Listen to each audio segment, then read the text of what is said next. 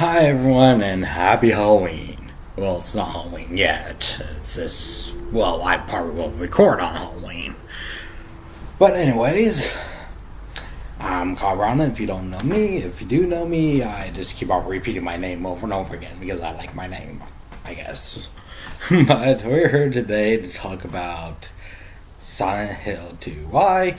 Because I just got the Silent Hill HD collection. Why did I do that? Because my original Silent Hill 2 game doesn't work.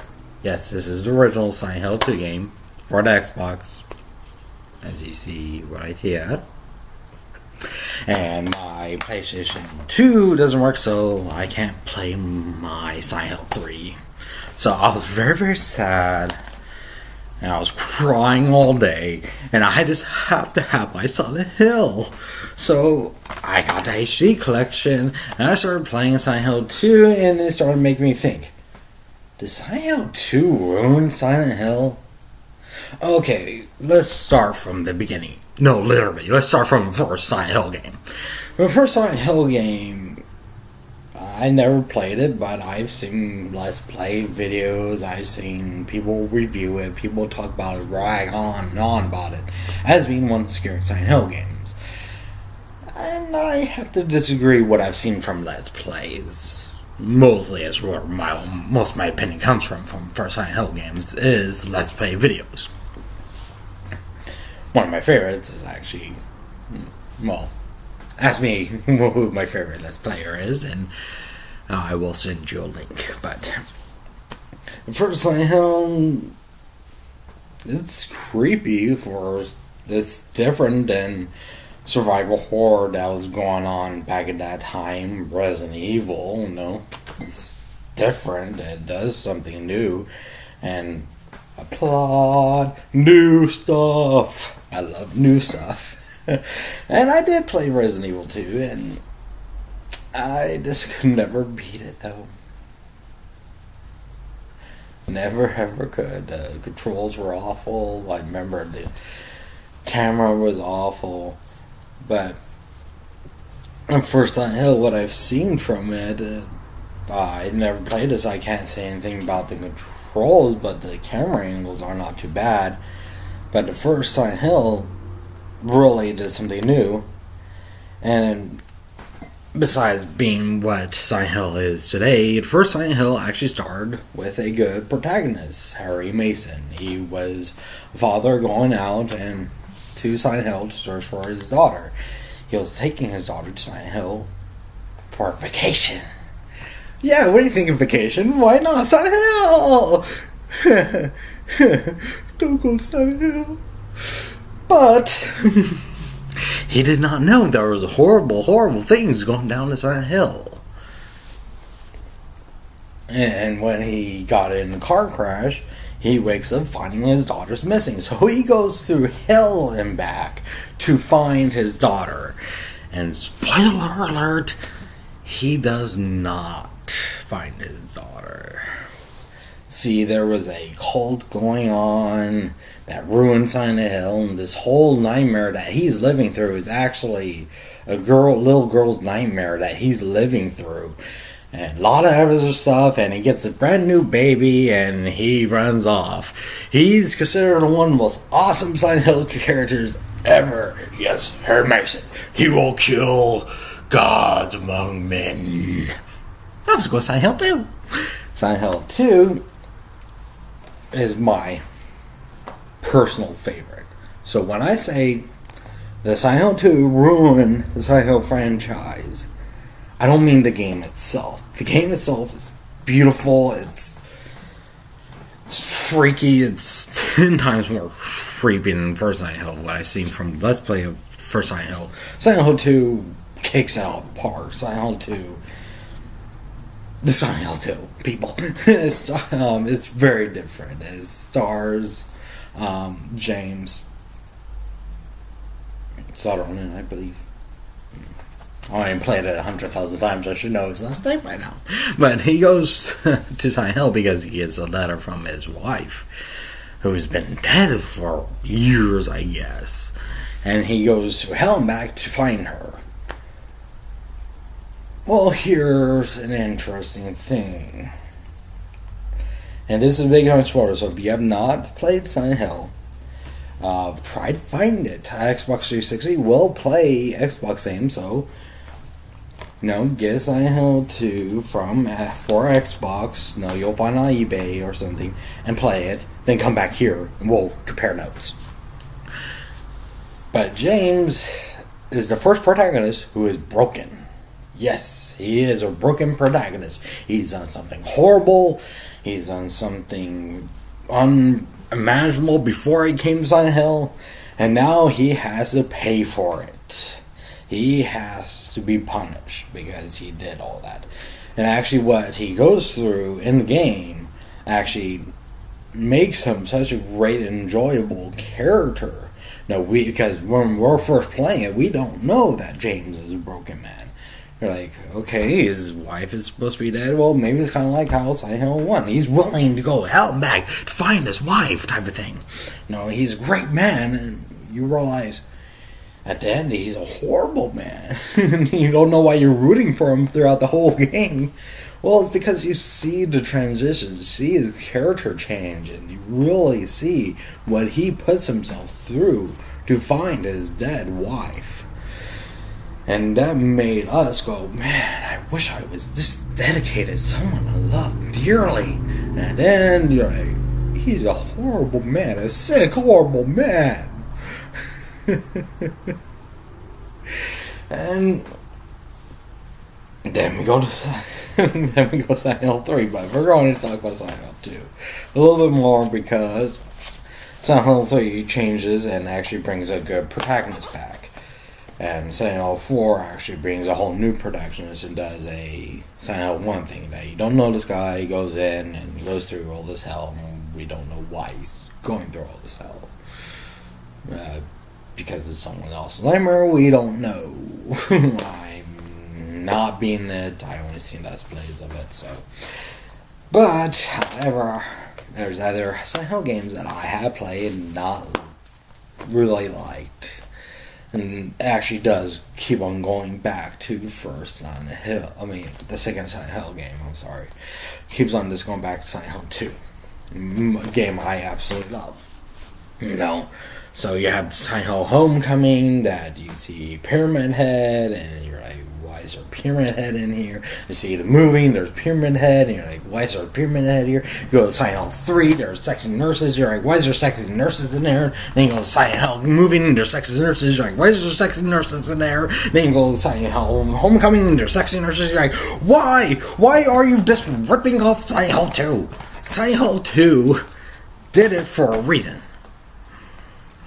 Every single monster it did for a reason. Yes, the first Silent Hill had nurses. However, they were deformed, they were ugly, they were monstrous. So, in hospitals you expect nurses. So when you're living through a nightmare, you're going to see some stuff that's not necessarily normal. And all that. And Silent Hill 3, you can kind of give a little leeway because it's not as sexy nurse as Silent Hill 2. Well, the sexy nurse thing I'm going to have to explain a little bit, but yes, it's Konami trying to rip off the fame and the popularity of Silent Hill 2. Silent Hill 2 is the most popular Silent Hill game of the whole franchise. People could argue that Silent Hill 3 is better, which I can see where they're coming from, and some people just don't like Silent Hill, which I can see why.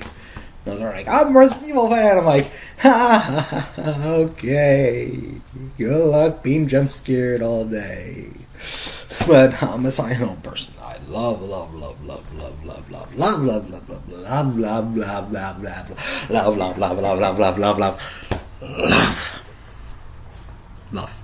Silent Hill.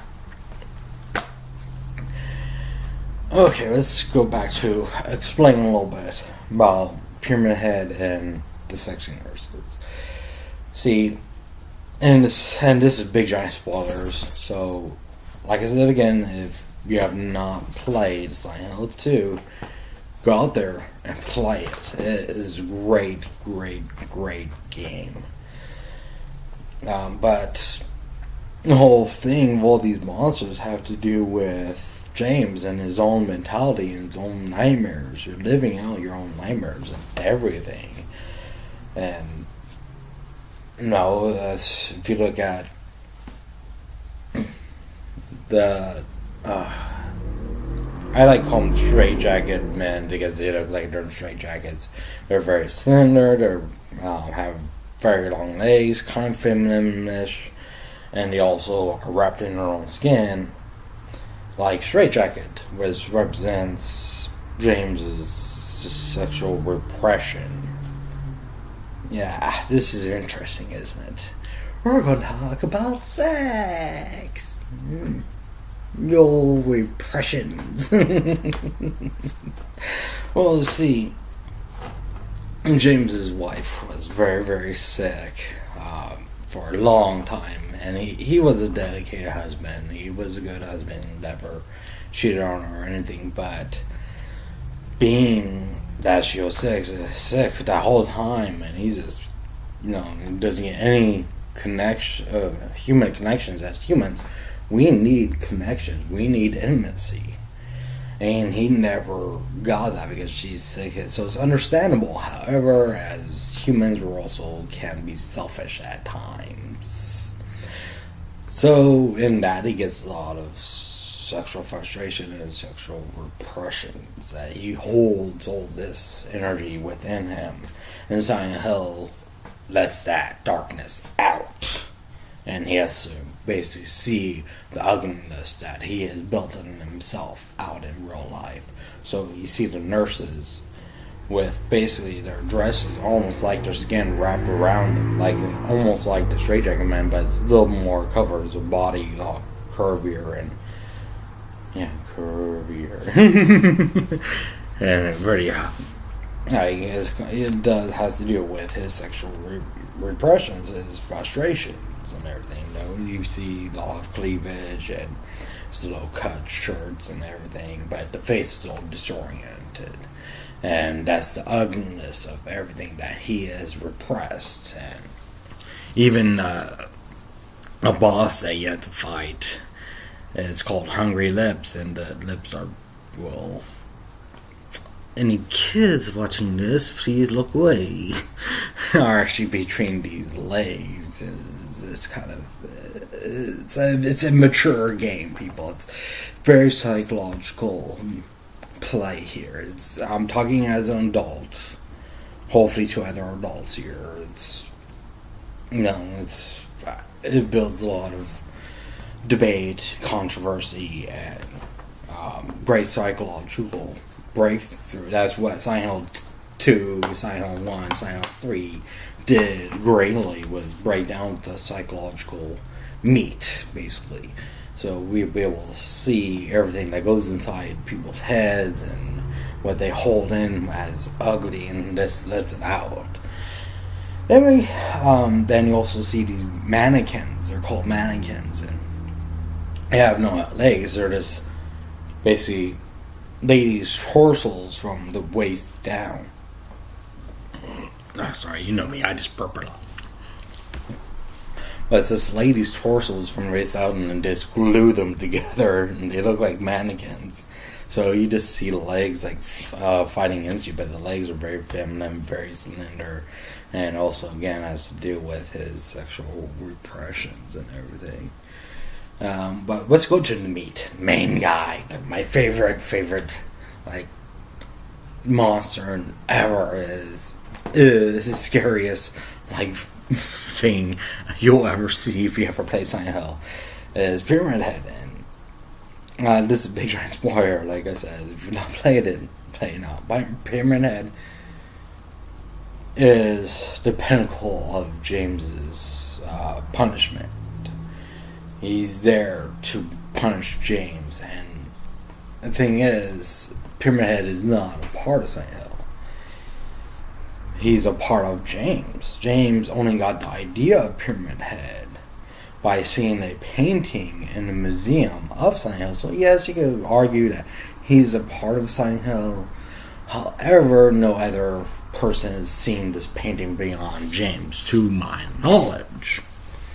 No one else goes to the museum, because what the characters go through is all the places that they have been through already, or are being forced to go through by other dreams, other nightmares, and all that jazz. And James is going through all the stuff he's been through with his wife over again through this hell. And there's a painting of Pyramid Head, and everything is disturbing. This game is quite disturbing. So James, seeing this painting, brings this monster out into his own nightmare inside hell to punish him. And if you really break this down, Pyramid Head is James. Yeah, that's quite disturbing. This man is beforehand. And what Pyramid Head does is quite interesting. If anyone would know, they'll see that scene where Pyramid Head is like doing something to mannequins. Again, make sure there are no kids around. Pyramid Head is raping those two mannequins, if you have not realized it yet, people. I'm actually uncomfortable talking about this, but this has to do with psychological breakdown. We have to be comfortable to talk about all this stuff. No, we're all adults here, hopefully. And this is a serious talk about psychological breakdown. So when Pyramid Head kills someone else or does all these horrible things, really, this is why Pyramid Head is so scary, because when we're playing as James, we're like trying to see the world through his eyes type of thing. And really, Pyramid Head represents, well, ourselves. We are our own worst enemies, and that's why Pyramid Head is so scary. So, of course, Konami not realizing it, or someone there not realizing this takes out characters and stuff it into other games. And it's frustrating. Very, very frustrating to see that they have no originality. They just go, oh, that's Pyramid Head, he's popular and everything. Oh, those nurses, they're icons themselves, so let's put them in everything.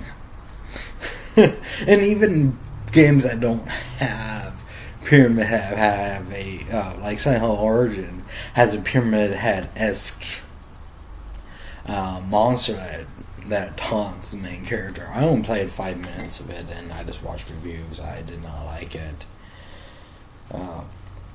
But Silent Hill has gone downhill from there. It's just, like, destroyed itself. Because it was just trying to be like Silent Hill 2 when it should be more like, well, Silent Hill 3, Silent Hill 1, Silent Hill 4, be its own thing. Yes, I even say Silent Hill 4. If you're a Silent Hill fan, I'm not too big in Silent Hill 4. This is usually how Silent Hill fans are with Silent Hill 4. We either love it or hate it, and I'm on the latter. I'm sorry. I've seen Let's Plays of it, and it has a great original story. It has great original gameplay. I see what they were trying to do. They're trying to do something new, and I could applaud them for that. New. We love new stuff. Then you have Homecoming. Throw in Section Nurses and throw in a Pyramid Head, and that makes it Silent Hill. No, Silent Hill is not about that. Silent Hill is the town itself, and that's why I cannot relate to Silent Hill 4, but it did its own thing. Like I said, it did its own thing, so I applaud what it did. It's the town itself, how the characters interact with each other, the isolation, everything. That's why Homecoming failed, because it could not bring that isolation and really separation from reality. And it's like, no, this stuff is real. It's really happening. That ruins the whole Silent Hill game. I mean, you could totally debate both Silent Hill 2 and 3. 2 and 3. That these games did not happen at all.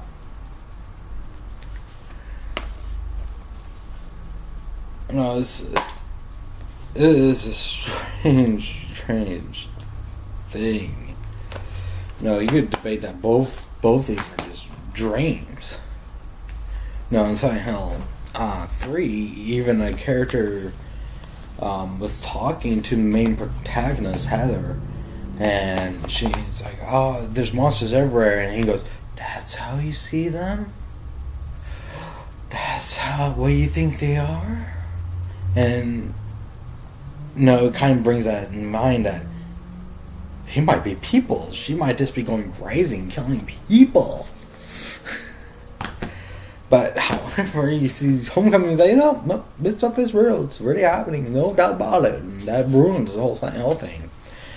And I don't know about Downpour. We'll see. And if you want my opinion about HD collection, well, that darkness, as you see there, that's the theme of HD. Just dark. Besides that, same story, same characters, done differently. If you really, really are desperate, yeah, you could get this and play it. And same story, same characters, and that's why I love it. And unless someone can give me a PS2 and a new copy of the Silent Hill 2, I'm not going to get rid of this. I'm actually going to give this a good, solid chance and enjoy what's given to me before I go, I hate this because it looks different. I accept different. But anyways, this good debate. I'd love to hear about your guys' opinion. I gone way too long, and I'm Kyle Brown, and happy Halloween, everyone.